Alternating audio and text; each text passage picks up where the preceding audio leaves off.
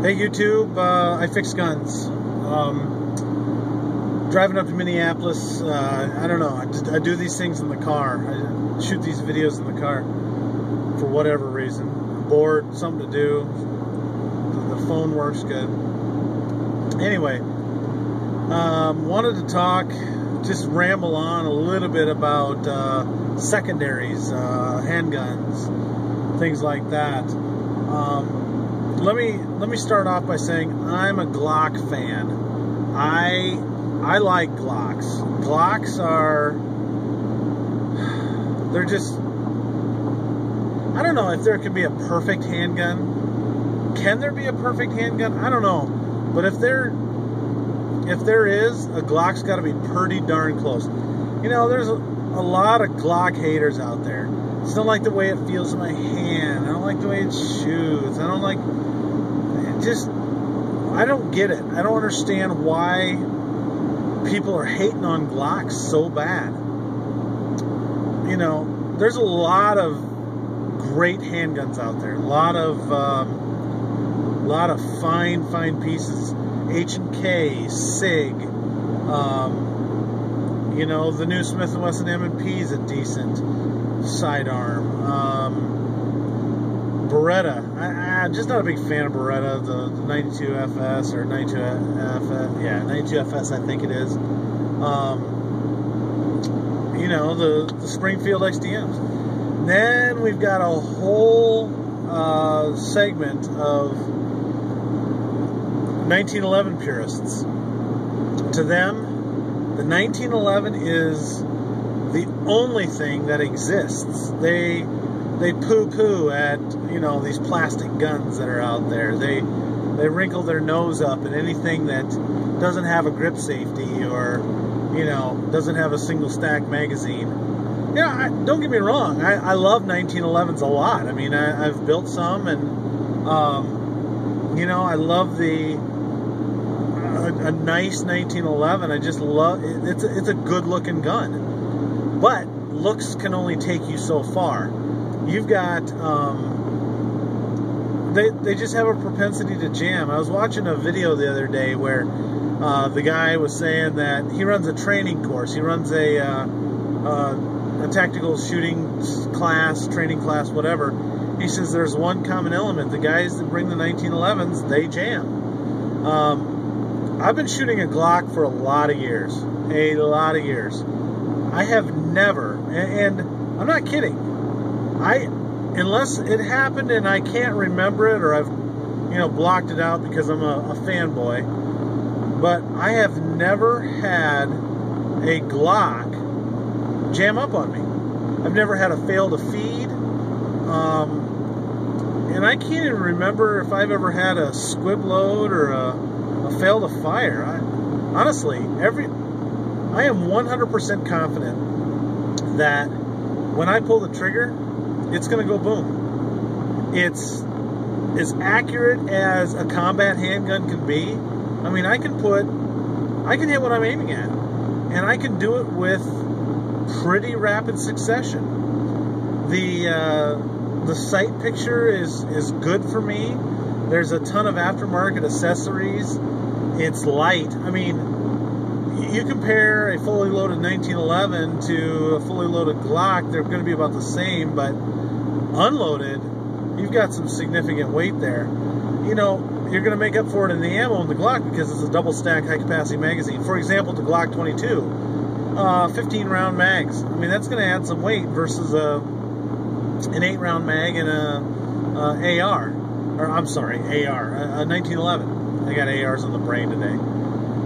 So, you know, like I said, there's plenty of good platforms out there, plenty of good handguns, but, you know, Glocks, I don't know, they just work. They work, they shoot great, they're reliable.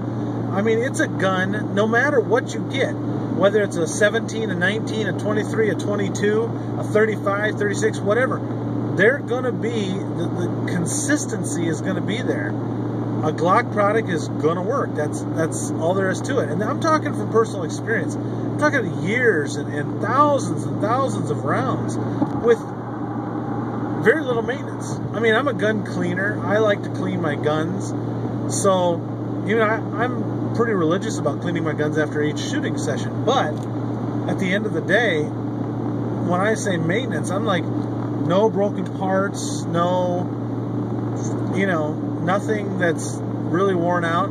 I've replaced the recoil springs just because they say you're supposed to after, I think, 5,000 rounds. But did I need to? I don't know. I hung on to them. I kept them as backups in case something ever happens. And a lot of people, they're into gun collecting. They'll have a Springfield XDM, and they'll have a Beretta, and they'll have an H&K Mark 23 or USP Tactical, and then a Kel-Tec, and then a Ruger LC9, and a bunch of other stuff that's they like to buy handguns. Here's my theory on handguns: get one gun and learn how to shoot it well. If you want to have a Glock and a 9mm, if you want to have a Glock and a 40, a 45, go ahead. But at the end of the day, it's going to be the Glock. It's going to be the same sight picture. It's going to be the same grip angle in your hand. I don't ever want to put myself in a place where I have to remember what's in my holster. Today I got my Bursa Thunder 380. How does that shoot? That shoots a little bit to the high above a standard sight picture. No, I want to be able to absolutely rely on what I've got in my holster, and a Glock I know I can do that with. Why put yourself in a position where you have to remember what's in your holster? Get one gun, learn how to shoot it, and learn how to shoot it well. Have an intimate working relationship with that gun. Understand how it comes apart, field strip it, do a complete detail strip, understand the lube points, understand everything about it. So that's my theory that's my philosophy. Yeah, I've got some revolvers. I've got a Taurus Raging Bull 44 Magnum that, that I like to deer hunt with. But I don't have a lot of guns. I kind of subscribe to the philosophy of get one and learn how to shoot it. You don't need a bunch. If you're collecting firearms as an investment, sure. Browning A5s went through the market, went through the roof. The market's really strong on those. A lot of antiques that are worth a whole bunch of money. Sure, if you're collecting them, fine. But if they're going to be a self-defense weapon, something like that, get one, learn how to shoot it well. So that brings me to Gen 4 Glocks. The Gen 3, great platform. Put an extended mag stop on it, mag release, and an extended slide stop on it. Maybe some night sights, maybe some aftermarket sights that fit your preference. Maybe a grip plug. I don't know, a few accessories. Makes it an excellent combat handgun. The only problem is the Gen 3 without some sort of a Hogue or a Pacmar slip-on rubber grip, the grips are really slippery, and get your hand wet, forget about it. So, Advantage Gen 4 Glocks. That RTF finish, excellent, super grippy, super sticky. It's going to stick in your hand. It's not going to turn. It's not going to twist unless you want it to. However, the Gen 4 Glocks, did they really improve on the Gen 3? I don't know.